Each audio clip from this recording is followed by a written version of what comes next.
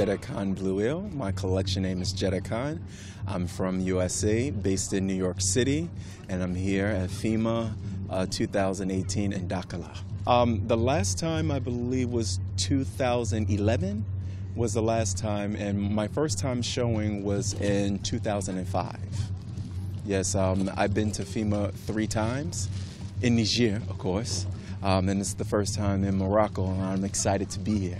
Yes, I think more importantly, like that is the beauty, to see the show go from 25 designers to represent 56 designers. That's the most important thing. And not only that, to expand with the modeling competition and the junior designer competition. And now that they're bringing artists, African artists from all over the globe. So it's really become not just a fashion festival, but like a music, fashion, cultural event. So, I mean, it's really amazing. And the possibilities are endless. Like, this is only the beginning still. 25 years later, it's still the beginning. My collection, it's very New York. It's very quintessential, urban, city, party.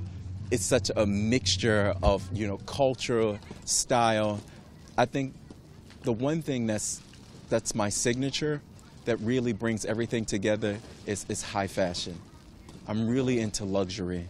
I love, very, very luxurious fabrics, beading, sequins, lace, and craftsmanship.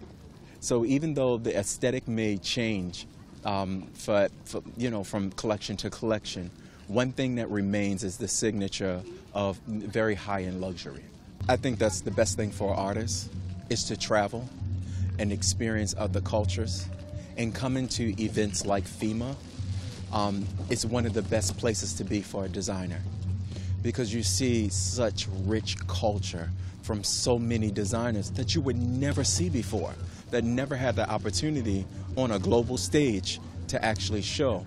And I mean, to get close-up feedback, and they can actually explain like the detail and the history of their culture and how the fabrics are being made, why they use this type of material. All of these things really just brighten like my mind, my vision to things I've never been exposed to. So for me, for an artist or a designer, all I have to do is see it once, and it's almost stored like a memory. And as soon as I get back to designing, because I'm not like most designers, like some designers, they collect a lot of things and they make a big storyboard and they then they go through sketches. It's not like that for me. It's like I have to find peace. And once I find peace, like things will slowly start to come together. And small influences, like, I was talking to the designer, they were showing me the mud cloth from Mali. Like something like that will come back to me. Or, the other designer, the Kenyan, when she's told me, from Nairobi, she had beading details, from Kenya. And small things like that, the color, it will come back to me. So like, it's very important for me to travel and have these type of experiences, because it really helps me as an artist, to develop. So, I'm grateful within myself, because from where I started to today, it really adds an international influence into the collection. Ever since I started, since the purpose of me being here from the beginning was to build a bridge, a gap from the West to the East. Al-Fadi brought me here because of the fact that he wanted me to be an influence to younger designers, and to be an aspiration to them, to show them that, they can show on a global scale. So ever since then, that has always been my thing, to find other productions in other countries to build that gap so we can market, not just show, but actually we can market and work together.